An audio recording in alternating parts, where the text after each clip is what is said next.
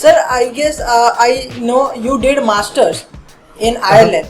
So can you please share your journey till masters only? How you get admission? What will be the cost, process, all these things. Sure. So I came here for masters in 2018. First of all, in Ireland, it's a one-year course. So my masters was from 2018 September till 2019 September.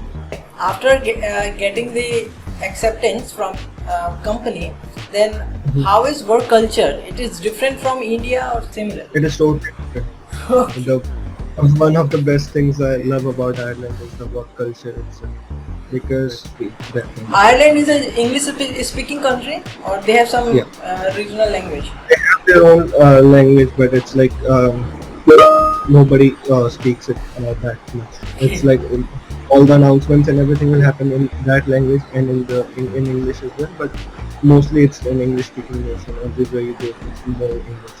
Okay, let's talk about most important question. Okay, about the salary. If I have 1 years of experience like you, and then I am doing masters from Ireland, or if I have 3 years plus 3 years of experience, then I am doing masters from Ireland, then how much salary I can expect? So, I'll tell you in a very general way. You just leave out the whatever experience you have in India, and Okay. let's say you are moving out fresh. You don't have any Oh. experience.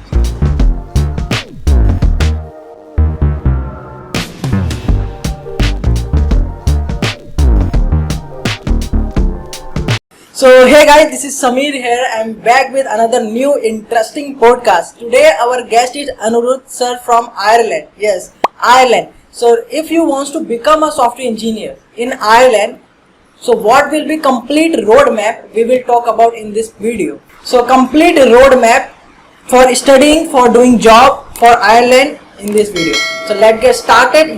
Before starting the video, what you have to do is give support and let's get started.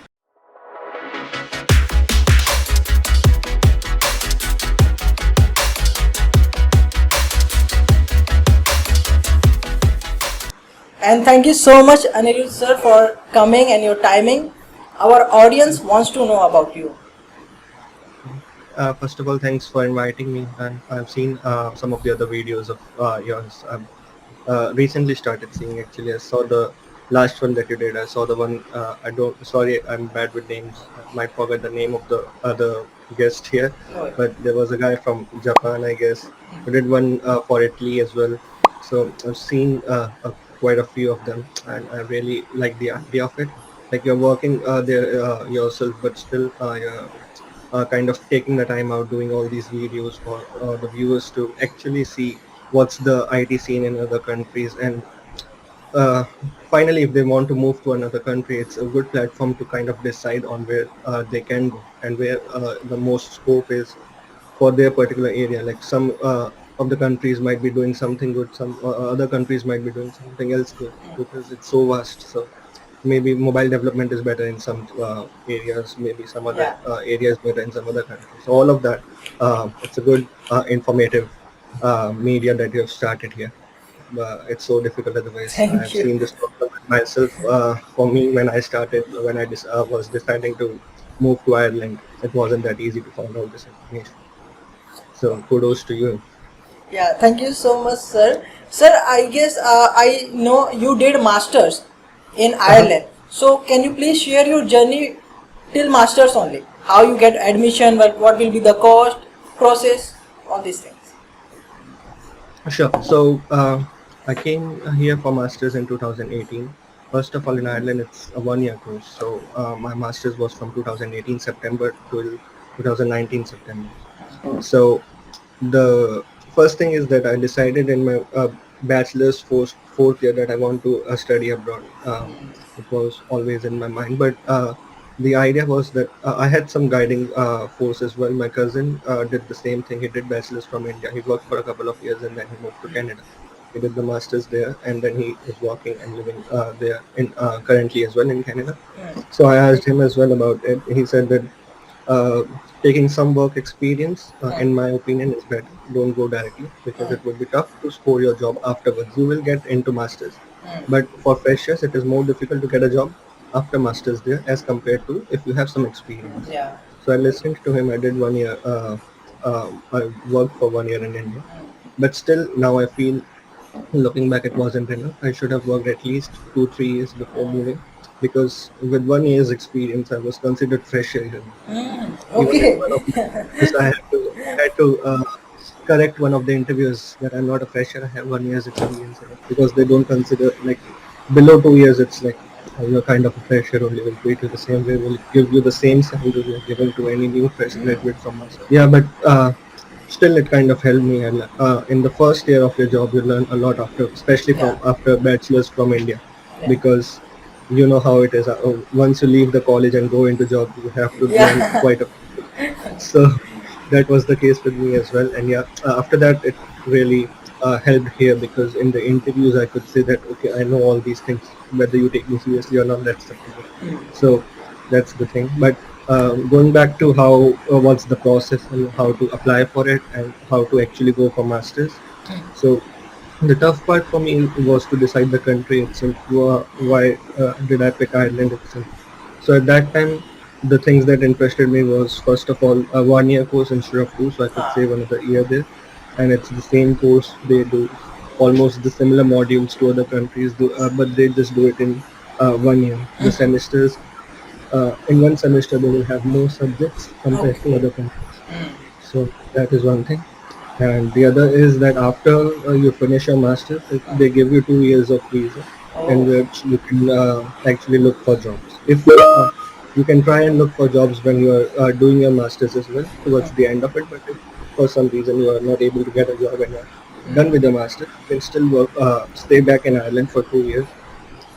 And 2 years is a good amount of time to Yeah. kind of try and get a job.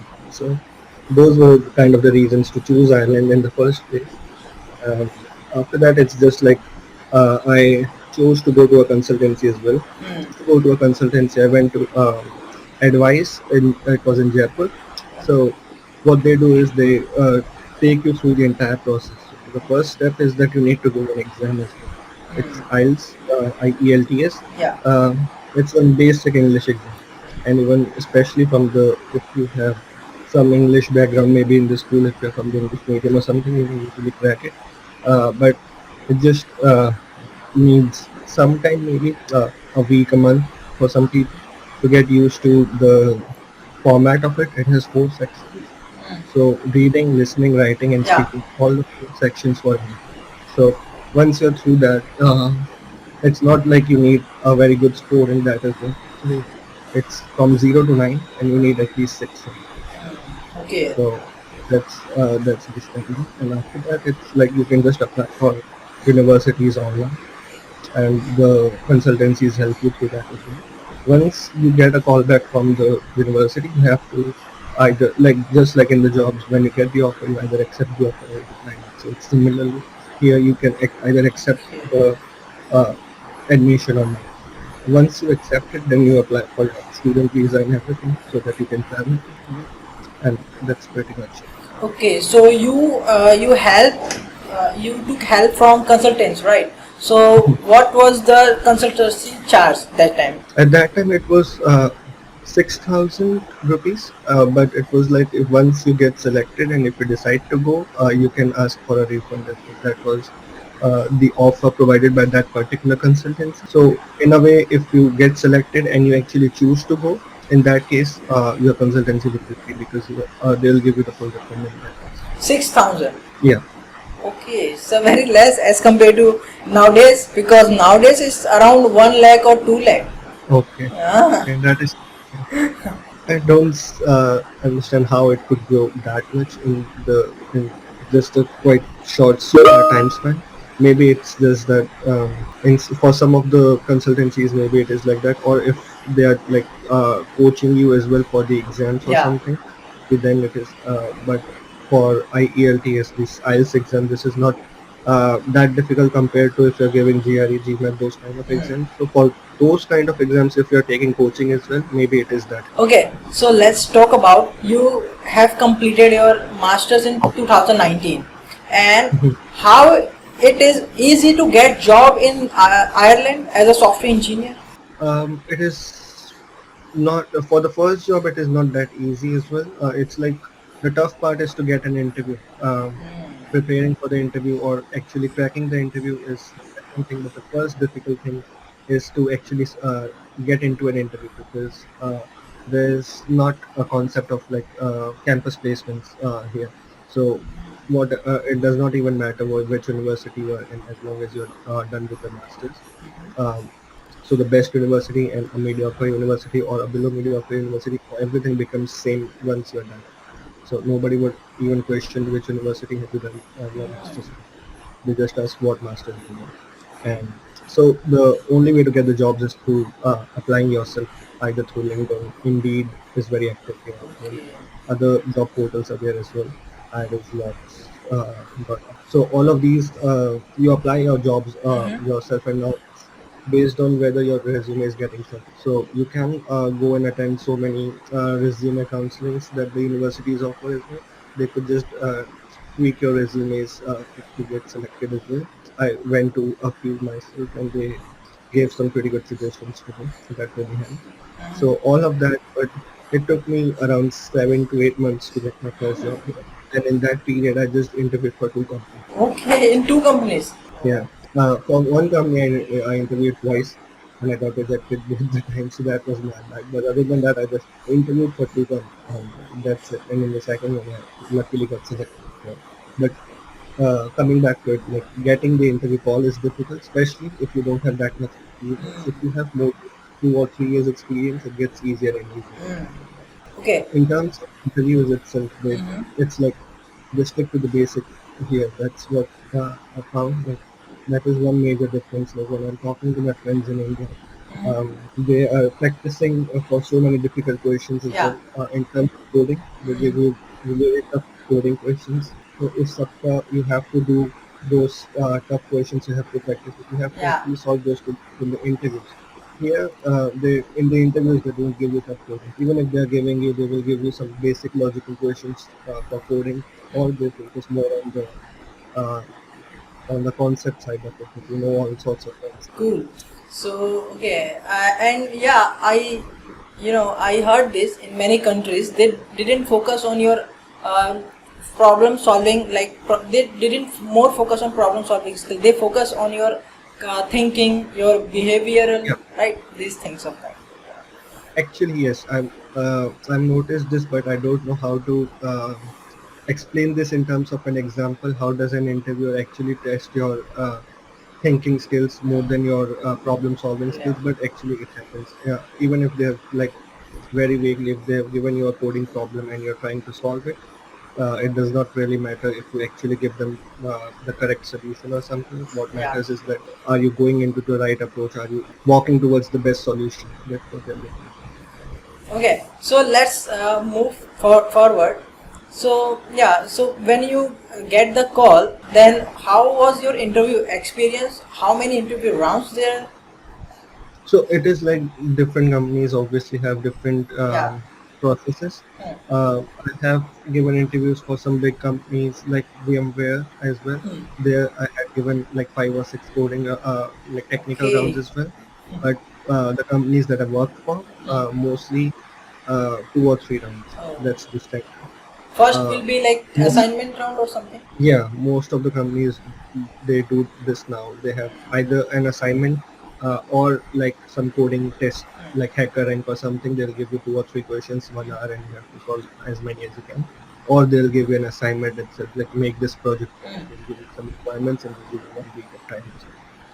So that is the first filtering step, and then comes the technical followed by it. Okay, after getting the acceptance from company, then how is work culture? It is different from India or similar? It is totally different. The one of the best things I love about Ireland is the work culture itself, because it has never happened. I'm working almost 3 years now, 3.5 years now.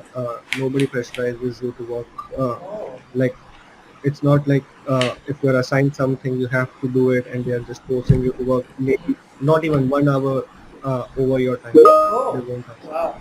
As compared to in India, especially after COVID, when there was Yeah. so much working. So you must know that people are working till 9, 10, whatever. Here, I have never worked after 6, and even if you stay back in your office after 5 or 6, and your manager is leaving, they'll just ask you, "Why are you not leaving? Just do it tomorrow. Leave it. You can't do everything today." Those kind of things. Oh my God, it's totally different, opposite, we can say. I have this example. I found it really funny. It happened in my last company here in Ireland. This was my first job, so we were given a very new project, and we were just trying to understand it and simultaneously work on it as well. So this particular sprint, we missed all our deadlines. Like we committed for 10, let's say, we committed that we'll do these 10 things for this sprint. We didn't finish even one completely. So I was expecting that the team lead or the manager would be slightly angry on the entire team the next day. He comes in, he says that I know this has happened. We had not achieved anything, but I know this is a new project, blah, blah, blah. Nobody needs to take any stress. Nobody will work overtime. If I see anyone working on their laptop after 6, I'll actually scold you for that. So, like, even when the team is not performing well, we're not forcing you to work for longer duties. Oh, wow. So totally opposite and really friendly and uh, well organized, stress-free. That kind of thing. Ireland is an English speaking country, or they have some Yeah, regional language? they have their own language, but it's like nobody speaks it that much. It's like all the announcements and everything will happen in that language and in English as well. But mostly it's an English-speaking nation. Everywhere you go, it's more English. Dominant. It's good. It's a really good, because why? We knew till now, in 2022, world's hardworking person is from Japanese. Japanese are very hardworking person. But if you see the data in 2023, then Indians are most hardworking as compared to Japanese. So I yeah. always felt like no offense. I always felt like Indians are pretty much always have been the most hardworking because with whatever things or whatever technologies resources we have been given, and still we thrive on trying to do our best. So it requires more hard work if you have less resources, and still you are achieving almost similar results. Those kind of things. Okay. So you are living alone. So after getting the knowledge of work culture, then if I live as a single person in Ireland, then what will be cost of what can cost can come, like if I live alone and if I have a family.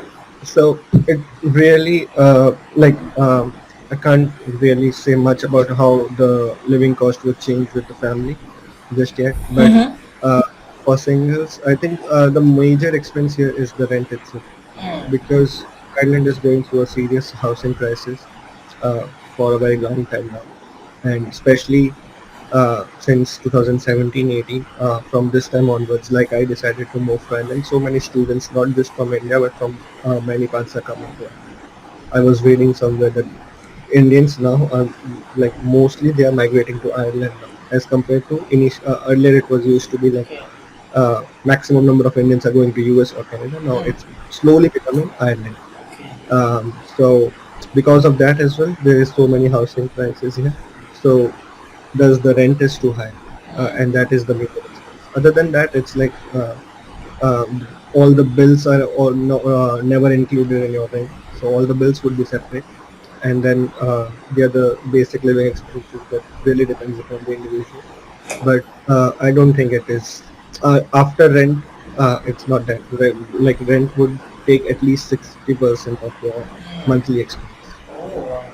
It's too much So expensive. just to give a rough idea, like for a single person, if you're finding a decent place, it should be around 600 to 700 euros rent in a shared house for a single room that you get. Not a single room does not mean like a smaller room. Huh. For one occupant, you can You get a are bigger room. you are talking about rents only, right? Yeah. Okay. So the rent itself would take you 600 to 700 euros per month for sure.